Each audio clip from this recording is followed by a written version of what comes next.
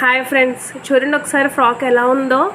Already నేను మీకు fabric చూపించాను కదా, మీటర్ 200 రూపీస్ అని. సో దాంతో స్టిచ్ చేశాను. ఒకసారి చూడండి, హ్యాండ్స్ అనేది అయితే ఫస్ట్ నేను స్లీవ్లెస్ స్టిచ్ చేశాను. స్లీవ్లెస్ స్టిచ్ చేసిన తర్వాత దాని మీద ఇలా కప్ స్లీవ్స్ అనేవి స్టిచ్ చేశాను అనమాట. సో తర్వాత ఏంటంటే ఫ్రంట్ నెక్ వచ్చేసి నేను స్క్వేర్ నెక్ ఇచ్చాను, బ్యాక్ ఏమో రౌండ్ ఇచ్చాను. సో సేమ్ హ్యాండ్స్ కూడా ఇటు సైడ్ కూడా కావాలంటే చూడండి, పైనుంచే స్టిచ్ చేశాను, లోపల నుంచి అయితే స్టిచ్ చేయలేదు.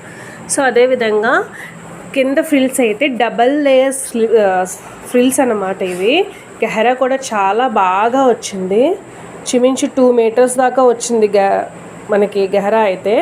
సో హాఫ్ తీసుకున్నాను అనమాట. నాకు మొత్తం ఫ్రాక్ లెంత్ వచ్చేసి 40 అయితే పైన టాప్ పార్ట్కి 14 తీసుకుని కింద మిగిలిన దాంతో హాఫ్ తీసుకున్నాను. సో అలాగే మొత్తం ఫ్రాక్ అంతా కూడా చాలా నీట్గా వచ్చింది.